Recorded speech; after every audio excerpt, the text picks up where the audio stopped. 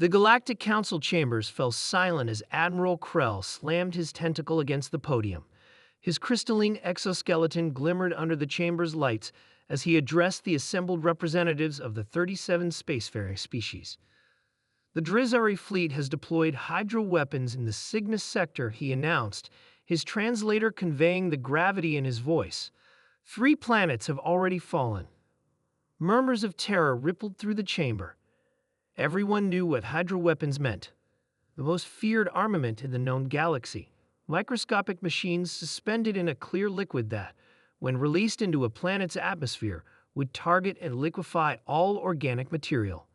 Nothing survived a hydro weapon deployment. We must evacuate the remaining systems, said Representative Mox, her feathers bristling with anxiety. Nothing can stand against the hydro weapons. From the back of the chamber, a throat cleared. All eyes turned to the human representative, Captain James Bailey. Humans were the newest addition to the Galactic Council, having achieved faster-than-light travel only 30 Earth years prior. They were still viewed with curiosity and mild amusement by the older species. Perhaps, Bailey said, rising from his seat, we should consider a different approach. 2 weeks later, the human ship Tenacity hovered at the edge of the Tau Epsilon system. Intelligence suggested the Drizari would target this system next. Bailey stood on the bridge, surrounded by a volunteer crew of 20 humans and 3 council observers. Observer Nix, a towering insectoid from the Valari hive, shuddered nervously. Captain Bailey, I must again express my concerns. What you propose is unprecedented. Bailey nodded. So I've been told, repeatedly. The ship's sensors chimed. Science Officer Rodriguez looked up from her console. Sir, Drizari warships detected. 5 vessels approaching from Sector 4. Battle stations, Bailey ordered calmly, and prepare the reception team. Within minutes, the sleek, predatory forms of the Drizari fleet appeared against the black of space. Their ships were biological in appearance, curved and organic, resembling deep-sea predators more than constructed vessels. Their launching, called Rodriguez. Multiple hydro-weapon canisters detected. Observer Nix's appendages trembled. We must retreat immediately. Bailey shook his head. No, hold position. He touched his communicator. Reception team, you're up. At the ship's cargo bay, Lieutenant Alex Morgan and his team stood ready in specialized containment suits. As the hydro-weapon canisters were tractored aboard, Morgan gave a thumbs up to his team. Remember, he said through the suit's comm, exactly as we practiced. The canisters, sleek metallic tubes containing the feared liquid, were secured in a reinforced chamber. Morgan approached the first one and carefully opened the valve. The clear liquid inside shimmered slightly, the only hint of the microscopic machines it contained. Morgan took a deep breath, then detached his helmet. Observer Telix, watching through a reinforced viewport, emitted a high-pitched wail of horror. Morgan poured the hydro weapon into a series of containers, then nodded to his team. One by one, they removed their helmets. And then, to the absolute shock of the alien observers, they drank. On the bridge, the observers watched the live feed in stunned silence. How are they not dissolving? Nix finally managed. Bailey smiled. Stomach acid.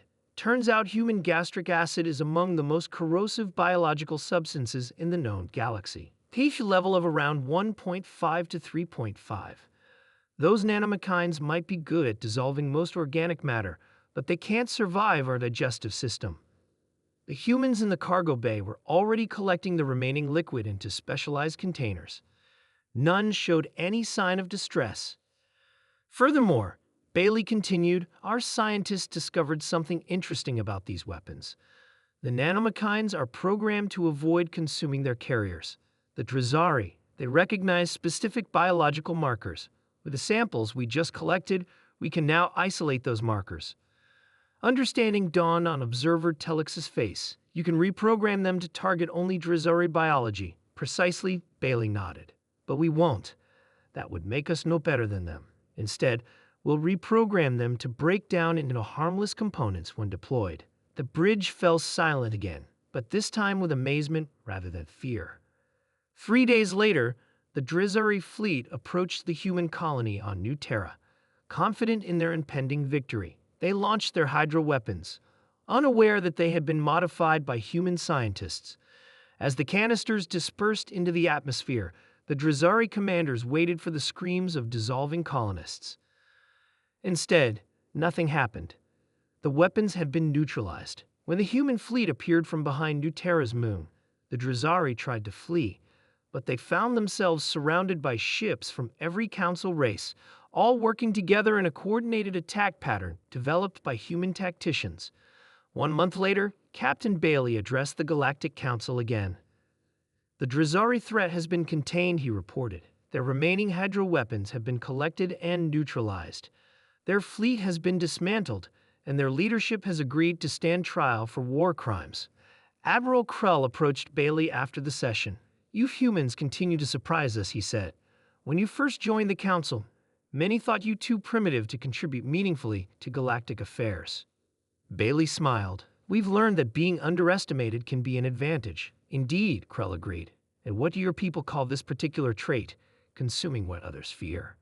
"Adaptability," Bailey replied. "It's how we survived on Earth. Our planet tried to kill us in 1,000 different ways, so we learned to turn threats into opportunities." He paused. "Though I admit, drinking weapons of mass destruction is a new one even for us." Krell's translator conveyed what might have been a chuckle. "The galaxy will never underestimate humans again. Your species' motto should be, if it doesn't kill you immediately, humans will find a way to use it." Bailey laughed. "That's not far off, but I prefer something simpler. Humanity. Hold my beer and watch this." Krell didn't understand the reference, but he understood the sentiment. Humans were here to stay, and the galaxy would never be the same.